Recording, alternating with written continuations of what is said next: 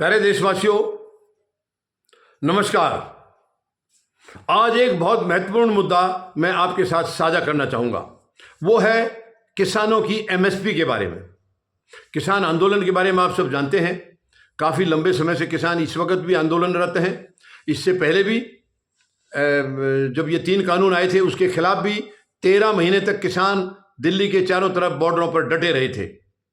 और अब इस साल फरवरी से, यानी कि उस वक्त प्रधानमंत्री महोदय ने 13 महीने के बाद माफ़ी मांगी थी और वो 3 बिल रद्द किए थे जिसके लिए किसान आंदोलनरत थे। और तब किसान यहाँ से गए थे, लेकिन कुछ मांगे इनकी अधूरी रही थी, मैंने पहले भी आपको बताई हैं, जिसमें एमएसपी सबसे बड़ा मुद्दा था। और प्रधानमंत्री महोदय ने खुद कहा था कि हम उसके लिए कमेटी का गठन कर रहे हैं और जल्दी ही आपकी एमएसपी आपको दी जाएगी, लेकिन वो नहीं दी गई है।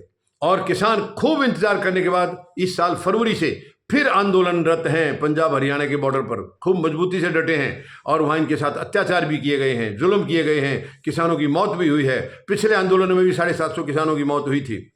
लेकिन अब एक आंदोलन के बीच में, जैसे कि वो दिल्ली की तरफ कूच करने की कई कोशिशें की हैं, मगर इनको नहीं आने दे रहे, क्योंकि इनको उग्रवादी समझते हैं।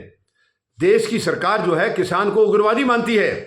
दुश्मन देशों से भी ज़्यादा खतरनाक मानते हैं किसान को। अनाज तो उन्हीं का खा रहे हैं, लेकिन उनको खतरनाक मानते हैं। इसलिए इतना भारी बंदोबस्त कर रखा है। पहले दिल्ली के बॉर्डर पर किया था, अब हरियाणा और पंजाब के बॉर्डर के ऊपर इतना भारी बंदोबस्त है जो दुश्मन देशों के बीच में भी ऐसा कभी नहीं होता है। कीले गाड़ रखे हैं, ऊंची ऊंची दीवारें बना दी हैं और बैरिकेड कई उसकी सतह लगाई गई हैं। ये शर्मनाक है। किसान के साथ ऐसा करता, वो 101 किसान केवल आना चाह रहे हैं, वो भी कोई अपने ट्रैक्टरों के साथ नहीं, पैदल मार्च करके किसानों का 101 किसानों का जत्था दिल्ली आने के लिए काफ़ी कोशिश कर रहा है, नहीं आने दे रहे हैं। शर्मनाक है। लेकिन अब इसके बीच में एक राहत की खबर आई है। हालांकि राहत की खबर 2 दिन पहले भी आई थी। माननीय सर्वोच्च न्यायालय के निर्देश पर केंद्र सरकार से गृह मंत्रालय के एक डायरेक्टर और पंजाब के जो डीजीपी हैं, वो जगजीत सिंह डल्लेवाल, जो भूख हड़ताल पर बैठे हैं, आमरण अनशन पर बैठे हैं, उनसे मिले थे और एक लगा था कि शायद अब सरकार कुछ सोचेगी। लेकिन इस बीच में एक अच्छी खबर आई है। सरकार ने एमएसपी के लिए और कई कृषि उत्पाद के लिए एक संसदीय समिति का गठन किया था, जेपीसी का गठन किया था, और उसकी कल रिपोर्ट आई है। और वो रिपोर्ट भी मैं समझता हूँ अच्छी रिपोर्ट इसलिए आई है क्योंकि इस संसदीय कमेटी का जो नेतृत्व कर रही थी वो कांग्रेस की सांसद थी महिला चन्नी, और इस वजह से शायद वो एमएसपी के हक में आई है। संसदीय कमेटी ने कल रिपोर्ट पेश की है कि कृषि उत्पादों के लिए एमएसपी की लीगल गारंटी का कानून बनाना जरूरी है। ये सिफारिश उन्होंने किया है।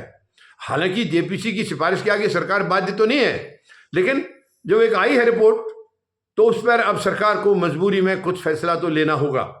उन्होंने ये भी कहा है कि जो किसान निधि जो दी जा रही है किसानों को, सम्मान निधि, उसको भी बढ़ाया जाए, वो कम है, उसकी भी सिफारिश की है।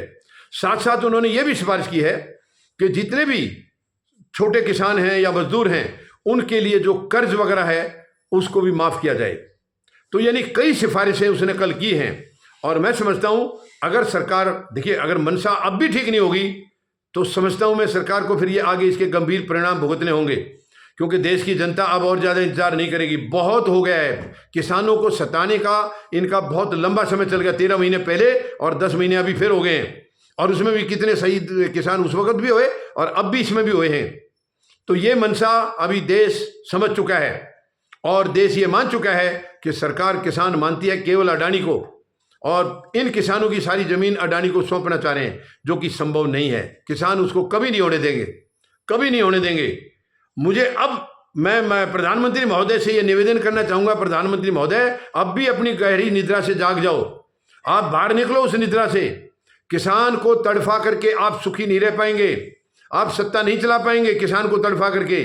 किसान सारे देश का पेट भरता है, सारे देश का पेट भरता है और खुद भूखा सो जाता है। ऐसी भी नौबतें आई हैं, किसान को अपने परिवार के लिए 2 वक्त की रोटी का जुगाड़ करना इतना मुश्किल हो जाता है, जबकि औरों के लिए वो अन्न पैदा करता है, देश की भूख मिटाता है वो।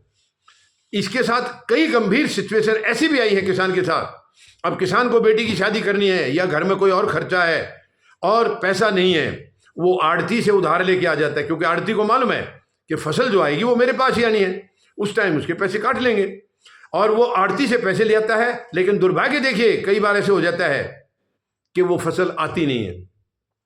बारिश ज़्यादा हो गई है, डूब गई है, अकाल पड़ गया है, सूख गई है, किसी कारण से फसल आती नहीं है। उस वक्त किसान के ऊपर क्या गुजरती है इसका अंदाज़ा लगाना भी आसान नहीं है। क्या बीतती है, पैसा उधार ले चुका है, घर में खाने के लिए अनाज नहीं है, वो फसल आनी थी वो आई नहीं है, आगे साल भर जो अगली फसल के इंतजार तक क्या खिलाएगा परिवार को, कैसे उस कर्जे को उतारेगा। किसान की हालत ऐसी भी है, लेकिन इस सरकार को किसी की कोई चिंता नहीं है। कोई गरीब कहाँ क्या कर रहा है, मजदूर क्या कर रहा है, किसान क्या कर रहा है, और इवन जवान के साथ भी ये नाटक करते हैं प्रधानमंत्री महोदय, उनके साथ फंक्शन मनाएंगे, दिवाली मनाएंगे। प्रधानमंत्री महोदय, दिल में जगह होनी चाहिए, आपके दिल में जवानों के लिए जगह नहीं है। 1 रैंक 1 पेंशन के लिए इतना लंबा संघर्ष चल रहा है, आपने 100 दिन में देने का वायदा किया था, जो दिया है वो लंगड़ी करके दिया, अधूरी करके दिया आपने। तो आप कहां से जवानों के हक में हैं, कहां से जवानों के हित को आप समझते हैं? ये केवल दिखावा करते हैं। मेहरबानी करके ये दिखावा छोड़ दिए प्रधानमंत्री महोदय। आपको सत्ता में रहना है तो आपको आम जनता के भलाई का काम करना होगा, सबके हितों की रक्षा करनी होगी, वरना ये जनता फिर आपको उखाड़ने में देरी नहीं लगेगी।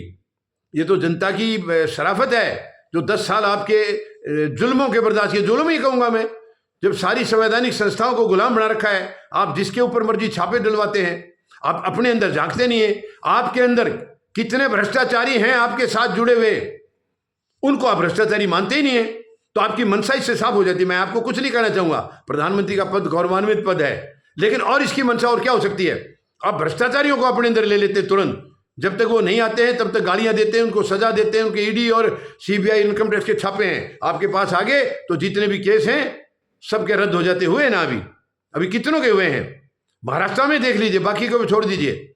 एनसीपी को तोड़ा है, इसके अजीत पवार के खिलाफ केस थे, इसकी वो प्रॉपर्टी जो हड़प कर रखी थी वो सब छुड़वा दिया आपने, केस सारे खत्म करा दिए।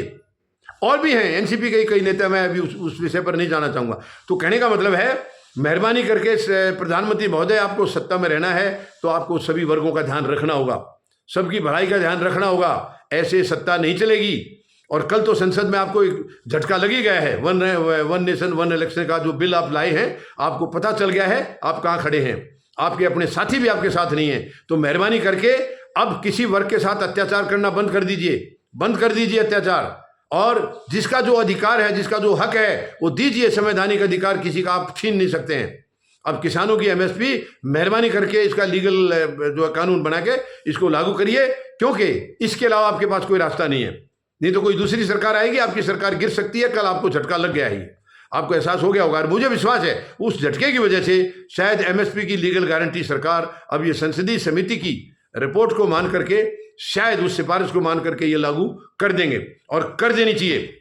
अगर सद्बुद्धि आ जाए इस सरकार को तो ये तुरंत लागू हो जाना चाहिए, ताकि कम से कम किसानों का जो संघर्ष, जो घर से बाहर, ना वो खेत में है ना अपने घर में, सड़कों पर बैठे हैं, ये शर्मनाक है, देश के लिए शर्मनाक है। लेकिन प्रधानमंत्री महोदय इसको कोई शर्म की बात मानते नहीं है। ये सच में बहुत ही दुखद है। उम्मीद है आप सब इससे सहमत होंगे और आप सब भी अपनी राय यही देंगे कि एमएसपी की लीगल जो गारंटी है वो तुरंत सरकार को दे देनी चाहिए। धन्यवाद।